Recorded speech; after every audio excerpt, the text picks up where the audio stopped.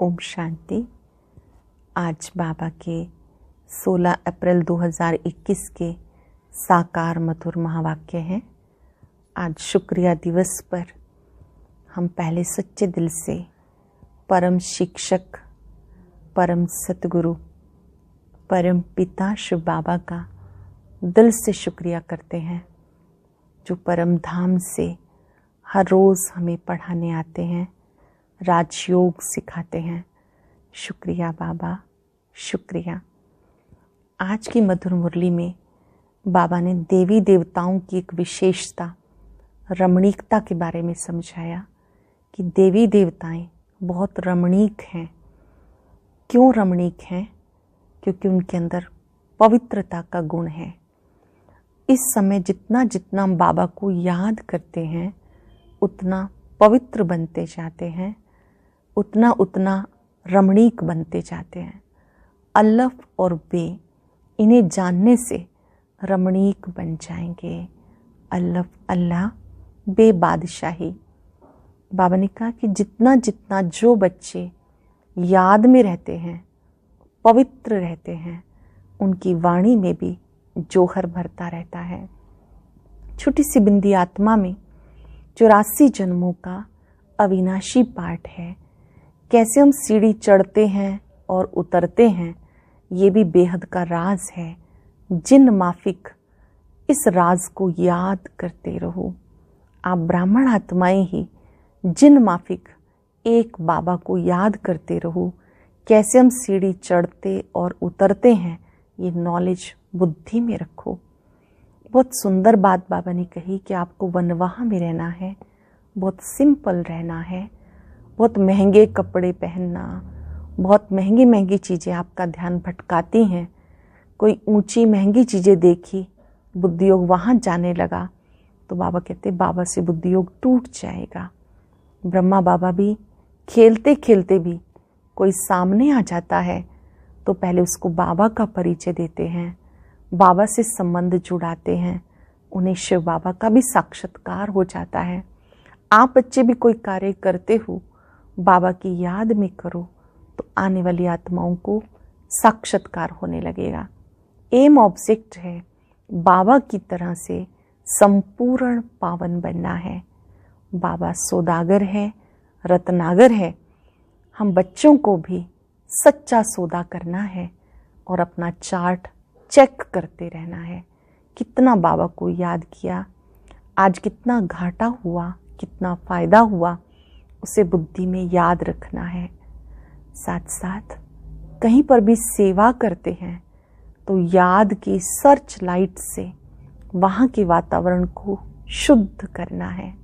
जो सर्विसेबल बच्चे हैं, उनके मस्तक में सदा ही विजय का तिलक लगा रहता है। कहीं पर सेवा करते हैं तो बाबा की याद की सर्च लाइट से वहाँ के वातावरण को शुद्ध बना देने से 1000 गुना सफलता मिलेगी। इसलिए बाबा ने कहा कि सेवा से पूर्व सर्च लाइट का प्रयोग अवश्य करो, याद करो, दृढ़ संकल्प करो, हम विजयी रतन हैं। जो सेवा खुद को और दूसरों को डिस्टर्ब करे, वो सेवा नहीं, बोझ है। आज पूरा दिन याद की सर्च लाइट से हर एक को सफलता का अनुभव कराना है। जिससे भी मिलेंगे उन्हें याद की सर्च लाइट देनी है और याद करना है। हमें भी देवी देवताओं की तरह सारा दिन हर्षित रहना है। हाथों से काम करते, मन बुद्धि से एक बाबा को याद करते, बहुत हर्षित और रमणीक रहना है। अब मुरली विस्तार से।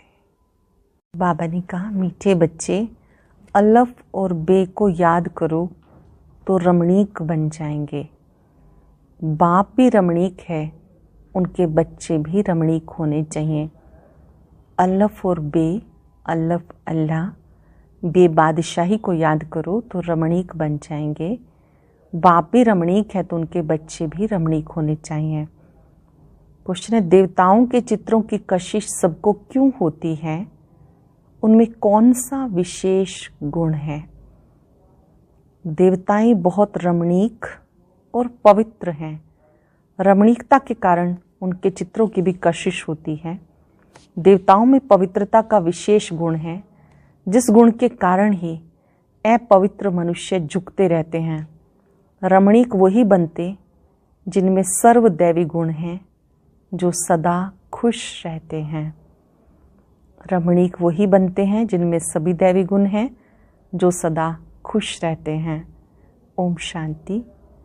आत्माएं और परमात्मा का मेला कितना वंडरफुल है। ऐसे बेहद बाप के तुम सब बच्चे बने हो, तो बच्चे कितने रमणीक होने चाहिए। देवताएं भी रमणीक है ना, परंतु राजधानी है बहुत बड़ी, सब एक रस रमणीक हो नहीं सकते। फिर भी कोई कोई बच्चे बहुत रमणीक हैं। रमणीक कौन होते हैं? जो सदा खुशी में रहते हैं और जिनमें दैवी गुण हैं। रमणीक वो होते हैं जो सदा खुश रहते हैं, जिनमें दैवी गुण हैं।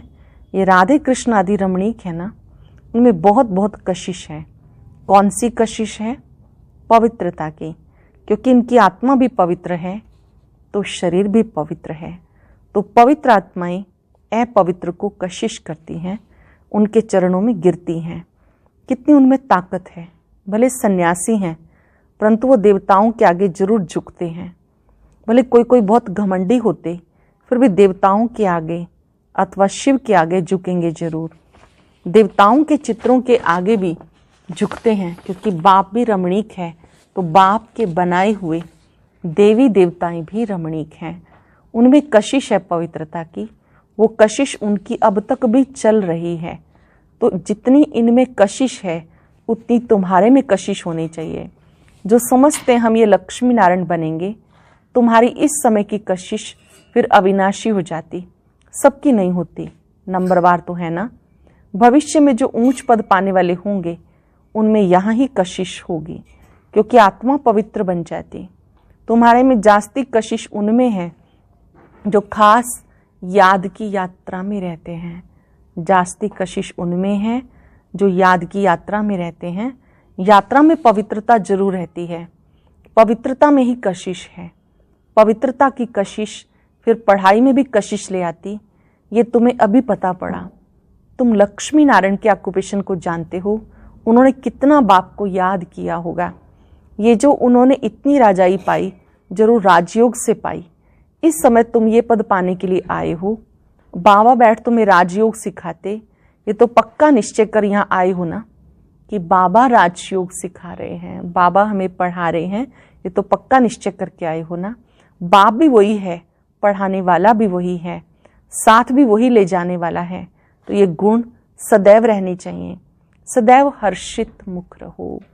बाबा कैसा देखना चाहते हैं? सदा हर्षित मुख रहो। सदैव हर्षित तब रहेंगे जब बाप अल्लाह की याद में रहेंगे, तब बे की भी याद रहेगी और इससे रमणीक भी बहुत होंगे। तुम बच्चे जानते हो, हम यहाँ रमणीक बन फिर भविष्य में ऐसा रमणीक बनेंगे। यहाँ की पढ़ाई ही अमरपुरी में ले जाती है। ये सच्चा बाबा तुम्हें सच्ची कमाई करा रहे हैं। सच्चा बाबा सच्ची कमाई करा रहे हैं। ये सच्ची कमाई ही साथ चलती है 21 जन्मों के लिए। फिर भक्ति मार्ग में जो कमाई करते हो, वो तो है अल्पकाल सुख के लिए, वह कोई सदैव साथ नहीं देती। तो इस पढ़ाई में बच्चों को बड़ा खबरदार रहना चाहिए। तुम हो साधारण, तुम्हें पढ़ाने वाला भी बिल्कुल साधारण रूप में है, तो पढ़ने वाले भी साधारण ही रहेंगे। नहीं तो लज्जा आएगी। हम ऊंचे कपड़े कैसे पहने, अर्थात महंगे कपड़े टू मच एक्सपेंसिव कैसे पहने।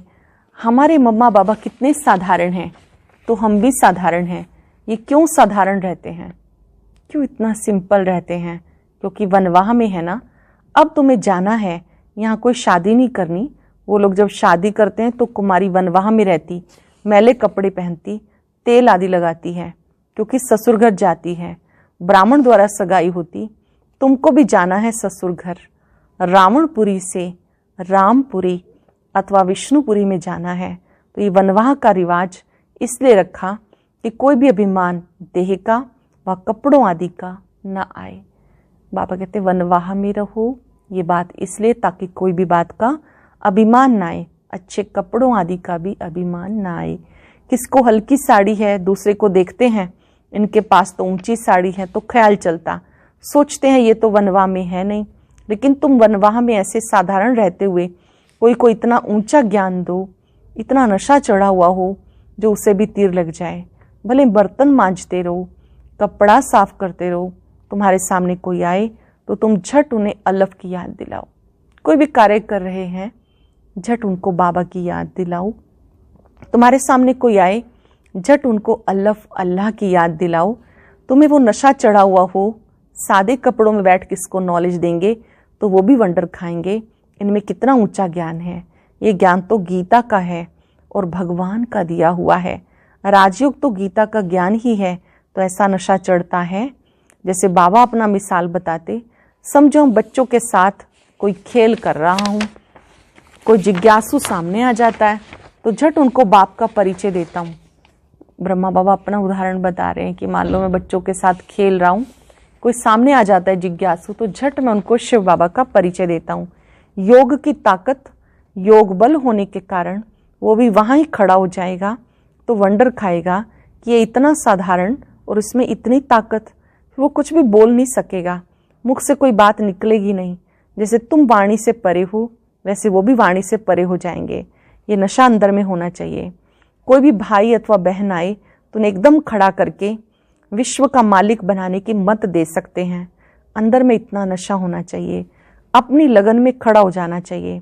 बाबा सदैव कहते, तुम्हारे पास ज्ञान तो है परंतु योग का जौहर नहीं। ज्ञान तो है लेकिन याद का जो जौहर होना चाहिए, ताकत होनी चाहिए, वो नहीं है। प्योरिटी और याद में रहने से जौहर आता है। याद की यात्रा से तुम पवित्र बनते हो, ताकत मिलती है। ज्ञान तो है धन की बात। जैसे स्कूल में पढ़कर MA BA आदि करते तो इतना फिर पैसा मिलता, यहाँ की दूसरी बात है। भारत का प्राचीन योग मशहूर है, ये है याद। बाप सर्वशक्तिवान है तो बच्चों को बाप से शक्ति मिलती है। बाप सर्वशक्तिवान है, बच्चों को बाप से शक्ति मिलती। बच्चों को अंदर में रहना चाहिए, हम आत्माएं बाबा की संतान हैं, परंतु बाबा जितने हम पवित्र नहीं, अब बनना है। जितने बाबा पावन हैं, हमें भी ऐसा पावन बनना है। अभी है एम ऑब्जेक्ट। योग से ही तुम पवित्र बनते हो। जो अनन्य बच्चे हैं सारा दिन यही ख्याल करते रहेंगे, कोई भी आए तो उन्हें हम रास्ता बताएं। तरस आना चाहिए। बेचारे नेत्रहीन हैं, ज्ञान का नेत्र नहीं, अंधे की लाठी बनना है। ये सब ज्ञान चक्षु के बिना है। अब तुम्हें ज्ञान का तीसरा नेत्र मिला, सब कुछ जान गए। सारी सृष्टि के आदि मध्यंत को भी हम जानते हैं। ये सब भक्ति की बातें। तुम्हें पहले पता था क्या? Hear no evil, see no evil, talk no evil. ये चित्र क्यों बना? दुनिया में कोई भी इसका अर्थ नहीं समझते।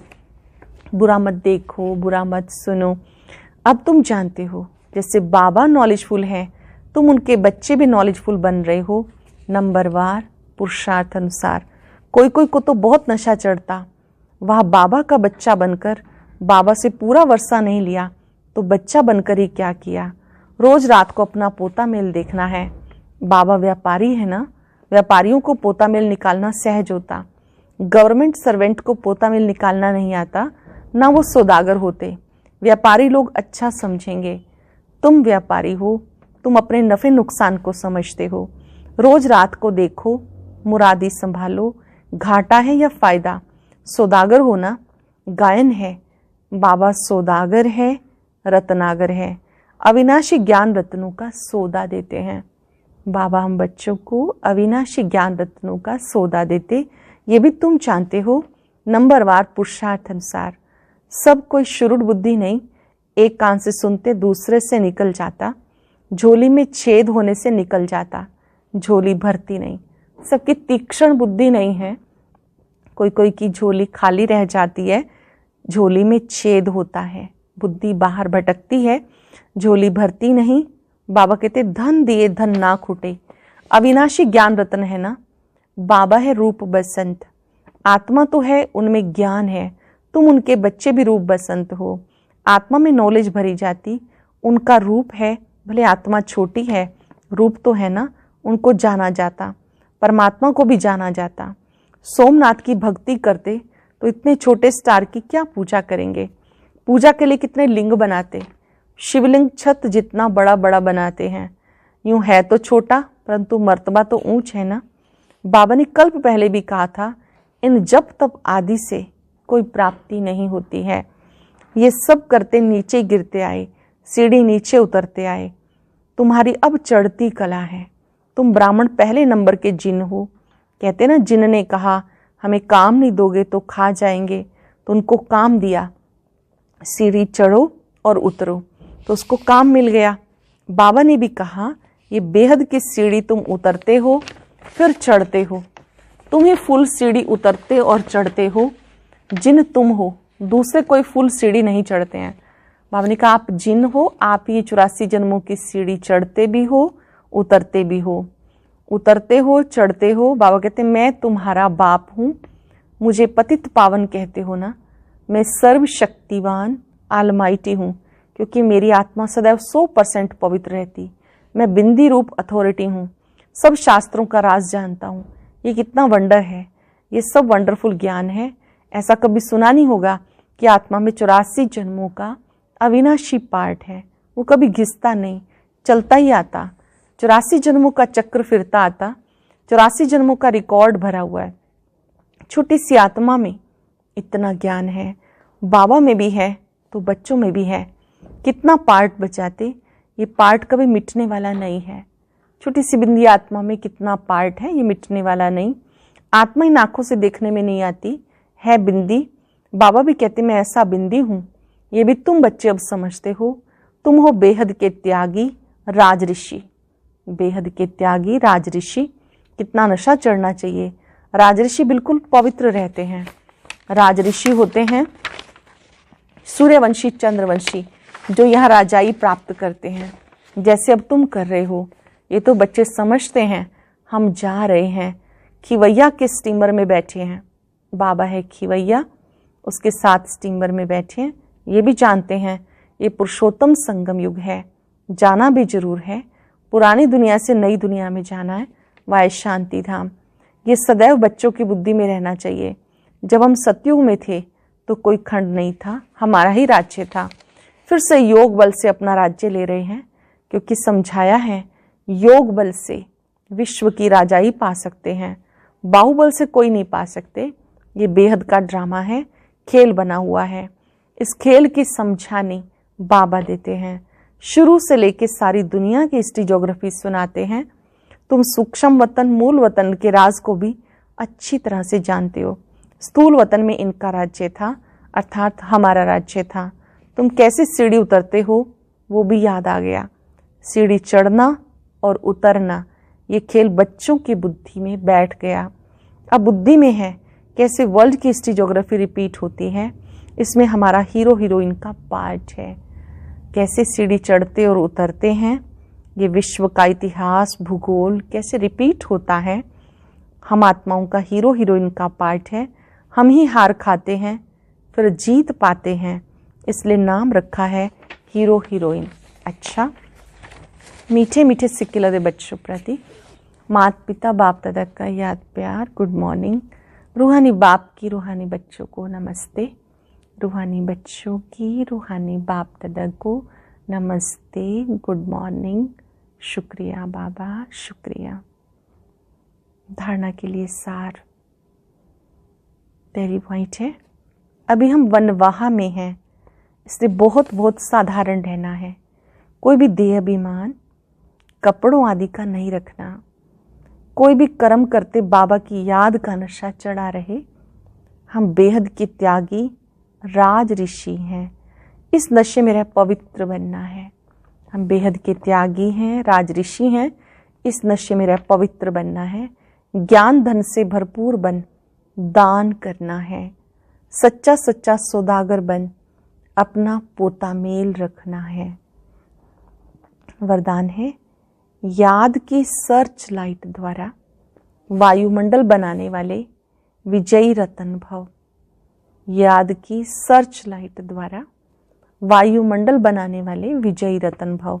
सर्विसेबल आत्माओं के मस्तक पर विजय का तिलक लगा हुआ है ही, लेकिन जिस स्थान की सर्विस करनी है उस स्थान पर पहले से सर्च लाइट की रोशनी डालनी चाहिए। जहाँ की सेवा करनी है वहाँ पे पहले याद की सर्च लाइट डालनी चाहिए। याद की सर्च लाइट से ऐसा वायुमंडल बन जाएगा जो अनेक आत्माएं सहज समीप आ जाएंगी। फिर कम समय में सफलता 1000 गुना होगी। इसके लिए दृढ़ संकल्प करो, हम विजयी रतन हैं, हर कर्म में विजय समाई हुई है। हम विजयी रतन हैं, हमारे हर कर्म में विजय समाई हुई है। स्लोगन है, जो सेवा स्वयं को व दूसरों को डिस्टर्ब करे वो सेवा सेवा नहीं बोझ है। जो सेवा स्वयं को दूसरों को डिस्टर्ब करे वो सेवा नहीं बोझ है। आज हम सब अभ्यास करेंगे, मैं विजयी रतन हूँ। हर एक को मुझे याद की सर्च लाइट देनी है। हर स्थान का वातावरण पावरफुल बनाना है। ओम शांति। आज की अव्यक्त मुरली जरूर सुने। उसके लिए ऊपर दिए गए बॉक्स को टच करें।